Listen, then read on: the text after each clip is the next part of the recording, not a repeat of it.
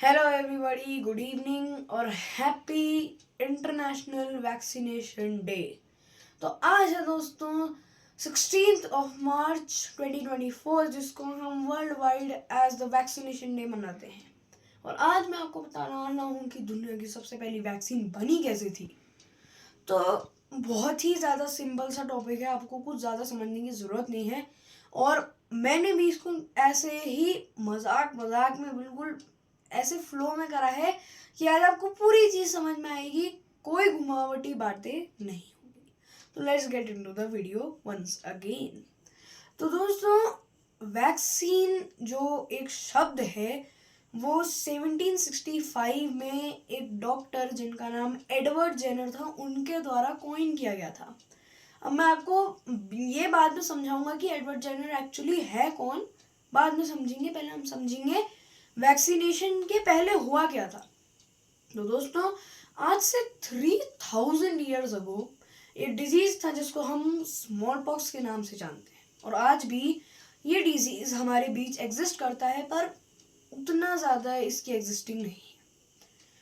ये दोस्तों बिलीव्ड है कि 10,000 बीसी पुराना है, जिस समय अफ्रीका में सबसे एडवांस्ड ह्यूमन स्पीशीज थी, जो होमो सेपियंस के जस्ट पीछे वाली स्पीशीज थी। उन्होंने जब पहली बार एग्रीकल्चरल लैंड्स और पहली बार कैटल पोल्ट्री को डोमेस्टिकेट करा था। और उसी ज़माने में जो लास्ट आइस एज थी वो भी चल ही रही थी। और उसी समय हमारे जो पहले डोमेस्टिकेटेड एनिमल थे डॉग्स, उनको भी डोमेस्टिकेट करा गया था। पर हम डॉग्स के बारे में ज़्यादा जानने नहीं वाले, क्योंकि सबको पता है क्या होते हैं डॉग्स। तो हुआ क्या था कि उस समय जो लोग थे वो बहुत ही ज़्यादा टच में रहते थे एनिमल्स के, क्योंकि फूड और मिल्क, वूल, शेल्टर, ये सब चीज़ों के लिए animals were the main thing. क्योंकि ह्यूमंस को उस समय उतनी अकल नहीं थी कि हमको घर भी बनाने हैं, हमको ये भी करना है, हमको ये भी करना है। तो ज़्यादा कामों में इंगेज नहीं रहते थे, बस वो हंटिंग करते थे, गैदरिंग नहीं करते थे। तो हम हिस्ट्री तो नहीं समझ रहे हैं, पर हम एक ऐसी चीज़ समझ रहे हैं जो समझने में आसान है। तो स्मॉल पॉक्स दोस्तों एक ऐसा कॉन्टेजियस डिजीज़ है जिसमें आपका जो शरीर है वो ब्लिस्टर्स और बॉइल्स से भर जाता है, जिसको हम हिंदी में क्लासिफाई करें तो फफोला कहते हैं हम इसको हिंदी में। अगर आपकी हिंदी अच्छी है तो आप जानते हैं।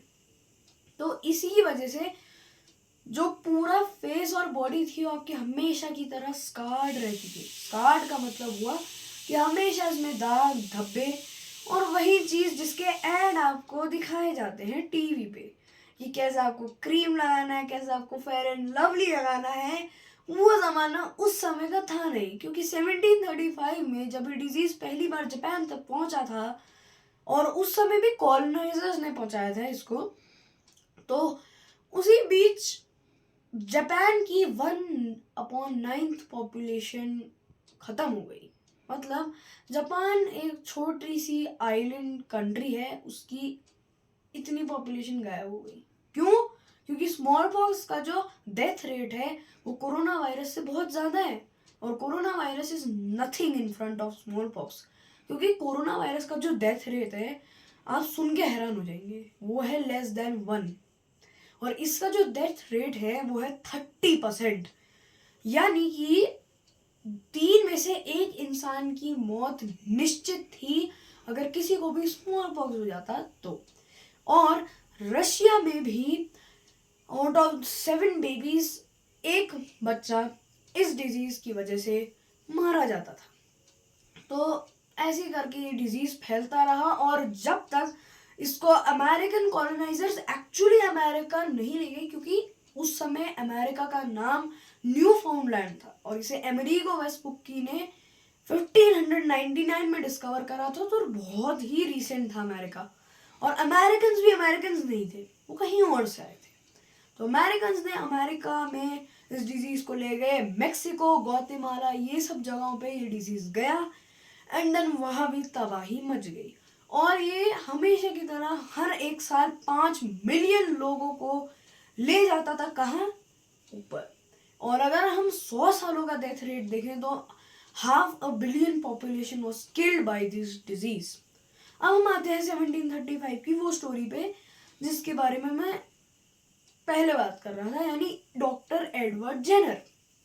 तो हुआ क्या था दोस्तों कि स्मॉल पॉक्स की जब पहली वैक्सीनेशन बनी थी ना, तो उस समय एक इनोकुलेशन नाम का एक प्रोसेस होता था जिसमें आपको एक डिजीज से जबरदस्ती इन्फेक्ट करा जाता था। और ये कहानी अगेन कहीं इंग्लैंड के एक विलेज में आती है। छोटा सा गांव था जिसमें लेबरर्स, क्राफ्ट्समैन, मिल्क मेड्स, इन सबको कोई भी डिजीज नहीं हुआ। क्यों? क्योंकि एडवर्ड जेनर जब वहाँ गए थे रिसर्च करने, थ्योरी प्रपोज करने, तो उन्होंने बोला था कि हम ऑलरेडी काउ पॉक्स से इन्फेक्टेड हैं, तो हमको स्मॉल पॉक्स के अगेंस्ट कुछ भी नहीं होता। Small pox was literally this. And क्यों? क्योंकि काउ पॉक्स स्मॉल पॉक्स से थोड़ा बड़ा डिजीज है, क्योंकि स्मॉल पॉक्स के बैक्टीरिया जनरली छोटे होते हैं काउ पॉक्स से, और उनमें ज़्यादा एनर्जी भी होती है। इसी की वजह से जो स्मॉल पॉक्स है वो थोड़ा छोटा पड़ जाता था काउ पॉक्स के सामने, इसीलिए कोई इफेक्ट नहीं पड़ता था। और इसी को टेस्ट करने के लिए एक बार एक सहरा नाम की एक young women doctor Edward Jenner के पास अपना जो स्मॉल पॉक्स का चेकअप है वो भी करने आई और काउ पॉक्स का भी करने आई। तो उन्होंने क्या करा, एक बहुत ही अजीब सा तरीका कि उनकी जो स्किन है यानी राइट हैंड की इस वाली स्किन के पोर्शन से उन्होंने उनके पस और बॉयल्स निकाले, यानी कि एक आयरन टोंग का पैर लिया और उसकी वजह से उसको खुरच खुरच के उन्होंने निकाला और अपने पास अलग से स्टोर रखा। पर हम 11वीं सेंचुरी में जाएं तो इंडियन और चाइनीज मैन्युस्क्रिप्ट्स या फिर रिलीजियस टेक्स्ट भी ये कहते हैं कि जब इंडियन के ब्राह्मण्स, जिनको पता नहीं कौन सा नाम दिया जाता था उस समय, तो पता नहीं कौन से नाम दिए जाते थे, पर वो एज फिजिशियंस एक्ट करते थे। और इसका जो पहला जो एविडेंस मिला है हमको वो है सुश्रुता समितः, यानी दुनिया के सबसे बढ़िया आई कैटरैक्ट सर्जन जो इंडिया में ही पले बड़े और उन्होंने अपनी जिंदगी गुजारी। और एक कब का है? 6th सेंचुरी BC का, जिससे आप दावा लगा सकते हैं कि स्मॉल पॉक्स कितना ज्यादा पुराना है। मैंने बोलता है ना 10,000 BC, इसी की वजह से। तो ऐसा ही हुआ था और उन्होंने इस अपनी थ्योरी को टेस्ट आउट करने के लिए किसी को चुना, और वो था उन्हीं के माली का 8 साल का बच्चा जिसका नाम था जेम्स। तो इसके ऊपर दोस्तों 1765 में दुनिया की पहली वैक्सीन जो काउ पॉक्स वैक्सीन थी वो इस 8 साल के बच्चे के ऊपर वो करी गई थी, टेस्ट आउट करी गई थी। एंड ये बच्चे को, जैसा कि स्मॉल पॉक्स का केसेस होते हैं, फीवर, फटीग, ये सब कॉमन था। और जो बच्चे को फीवर हुआ बट वो रिकवर कर गया, और स्मॉल पॉक्स के कोई भी चांसेस नहीं थे उस बच्चे के अंदर, एंड वो फाइनली फुली रिकवर हो गया। एंड दोस्तों इसी की वजह से, और वो दिन भी 16 मार्च ही था जिस दिन पहली वैक्सीन किसी बच्चे को लगाई गई थी या किसी ह्यूमन बीइंग को लगाई गई थी बाय अ सक्सेसफुल डॉक्टर, जिन्होंने बहुत ज़्यादा रिसर्च और पढ़ाई करके ये वैक्सीन क्रिएट करी थी। तो दोस्तों कैसा लगा आपको ये वैक्सीनेशन वीडियो? और आई होप गाइज आप लोग आज के दिन वैक्सीनेशन डे भी मनाएंगे, और मेरे चैनल को सब्सक्राइब करिए, शेयर करिए लोगों से, और कमेंट्स भी लिखिए, और बहुत सारी चीज़ें करते रहिए। जैसा कि मैं देख रहा हूँ टोटल व्यूज़ तो बहुत अच्छे जा रहे हैं, और मेरा जो नया वाला वीडियो था उसमें भी बहुत अच्छे व्यूज़ आ रहे हैं। सिर्फ 2 दिन पहले डाला है एंड 59 पीपल ने उसे देख लिया है। तो thank you very much for that, and आज के लिए इतना ही। Good bye.